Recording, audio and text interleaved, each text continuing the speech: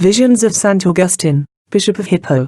Among the relics sent to Sister Emmerich by Dean Overberg, was one of St. Augustine, St. Francis de Sales, and St. Jane Francis respectively, all which Sister Emmerich had indeed recognized, but which the pilgrim had inadvertently changed, marking St. Augustine's as St. Francis de Sales's, and vice versa. One he took away with him, leaving the one marked as St. Augustine's with the invalid. More than once she declared that she felt the presence of St. Francis de Sales. She said, "I saw a holy bishop and a saintly woman. Their relics must be here, for the apparitions descended and ascended by me. Whenever I see the apparition of a saint whose relic is by me, a light issues from the latter and unites with that surrounding the former. But when I have no relic, both the light and the apparition come from above." On hearing the above, the pilgrim thought he would return her the little parcel in which was the relic marked by him St. Francis de Sales. She was at the moment in ecstasy, but seizing the package she pressed it joyously and smilingly to her heart, exclaiming, "I have my dear Father Augustine by me," and afterwards she related the following: "I saw the saint in his episcopal robes, at his feet his name in angular characters. What seemed strange to me was that I thought I saw his holy relics in a curiously twisted house, like a snail's shell. I could not imagine what it meant, when, suddenly, I saw the house under a more beautiful form, polished like marble. Inside lay the relic." St. Augustine's relic, of which Sister Emmerich here speaks, was enclosed in a box of mother of pearl. The visions of his life run as follows: "I saw the saint, a boy in his father's house, not far from a tolerably large city. It was built in the Roman style with a courtyard and colonnade, around it other buildings with gardens and fields. It looked to me like a villa. The father was a tall, vigorous man with something morose and severe about him. He must have had many orders to give, for I saw him speaking earnestly to people who looked like his inferiors. I saw others kneeling before him as if presenting petitions. They may have been servants or peasants. In little Augustine's presence he was more affable and gracious toward Monica, his wife, as if he were fond of the boy. He did not seem to have much to do with him, however, for Augustine was generally with his mother and two men. Monica was a little woman already advanced in years, slightly stooped in her carriage, and of very dark complexion. She was exceedingly gentle and God-fearing and in constant dread and anxiety on Augustine's account. She followed him everywhere, for he was restless and mischievous. I saw him climbing perilous heights and scampering recklessly around on the very edge of the flat roof. Of the two men, one seemed to be his preceptor, the other his servant. The former used to take him to a school in the neighboring city which many little boys attended, and bring him home again. Augustine was at all sorts of tricks when out of school. I saw him beating animals, throwing stones at them, quarreling with other boys, running into people's houses, ransacking cupboards, and eating the good things. Still, there was something very generous in him, for he always divided what he found with his companions. Sometimes he even threw it away. There lived also in his father's house a female who was, perhaps, a nurse, or servant of some kind. Later on, I saw Augustine placed at school in a larger and more distant city, to which he went in a low chariot on small heavy wheels, drawn by two beasts. He was always accompanied by two persons. Then I saw him in school with many other boys. He slept with several of them in a large hall, their beds separated by a reed, or light wooden partition. The schoolroom was larger than the sleeping hall. It had stone benches all around the wall. On these the scholars sat holding little brown boards on their knees for writing, rolls of parchment and pencils in their hands. The master stood in a little pulpit raised about 2 steps, behind which was a larger board on which he drew numerous figures. He called his pupils, now this one, now that one, into the middle of the floor, where they stood facing each other and reading from their parchment rolls, gesticulating, at the same time, as if they were preaching, and again as if disputing. In school Augustine was well behaved and almost always stood first, but outdoors he carried on all sorts of pranks with the other boys, damaging and destroying whatever fell in his way. I saw him, out of pure mischief, beating and stoning to death certain long-necked birds, the domestic fowl of that country, and then carrying away the dead bodies with tears of pity. I saw him running and wrestling with other boys in the shady walks of a circular garden, and stealing, injuring, wasting many things.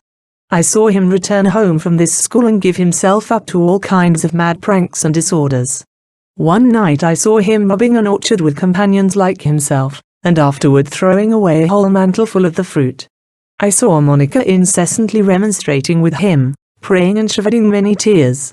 Then I saw him crossing a bridge over a broad river, on his way to the great city in which Perpetua was martyred. I soon recognized it. On one side arose rocks with walls and towers jutting out into the sea where lay many ships. A smaller city stood at no great distance from the large one. There were many great buildings as in ancient Rome, and also a large Christian church. I had numerous visions of Augustine's follies committed here with other young people. He dwelt alone in a house and held constant disputations with other young men. I used to see him going by himself to visit a certain female. But he did not remain long in any one place, he was constantly on the go. I often saw him at public shows, in my eyes, truly diabolical. They were held in a great round building.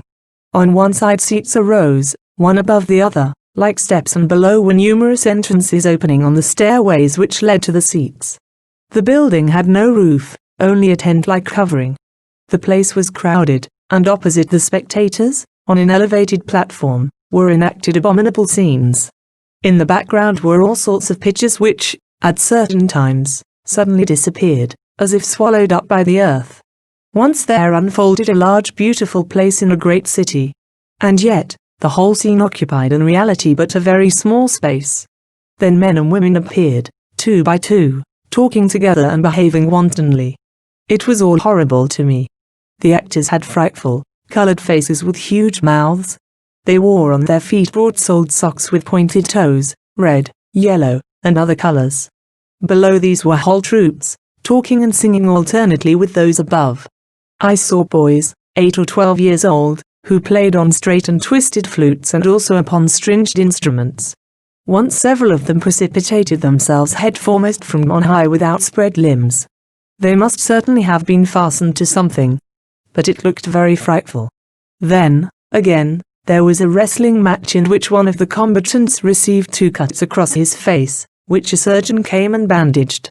I cannot describe the horrors, the confusion of the scene. The women among the actors were men in disguise.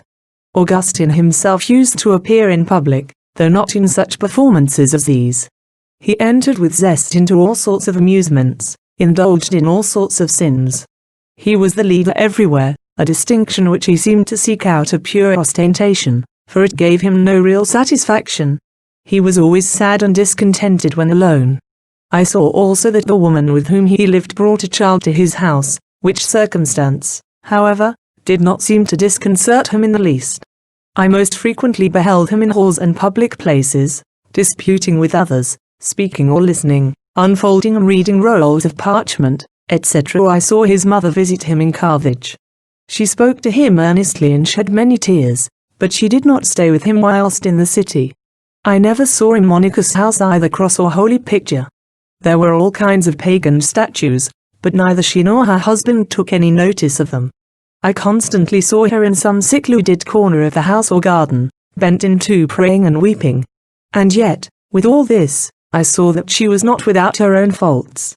Whilst lamenting her son's thefts of sweetmeats, etc., she herself loved dainties. It was from her that he had inherited his inclination. Whenever she went to the cellar to draw wine for her husband, she used to sip a little herself from the cask and eat good things. But she greatly regretted this inclination and struggled against it. Then many of her pious customs were shown me. For instance, at certain seasons she used to take baskets of bread and other provisions to the cemetery, which was surrounded by strong walls. She laid the food on the tombstones with a pious intention. The poor afterward came and took it away. I saw her once, her son having now attained the age of manhood, journeying on foot with a servant, who carried a small package. She was going to visit a bishop who spoke to her a long time and encouraged her on the score of her son. She shed abundant tears, but he said something to her that calmed her. Again, I saw Augustine returned from Carthage after his father's death, and teaching in the little city, where his life was as restless and disorderly as ever. I saw him at the bedside of a sick friend who, shortly before death, received baptism, at which Augustine hooted, although deeply afflicted at his friend's death. Then I saw him again at Carthage, living as before. Amen.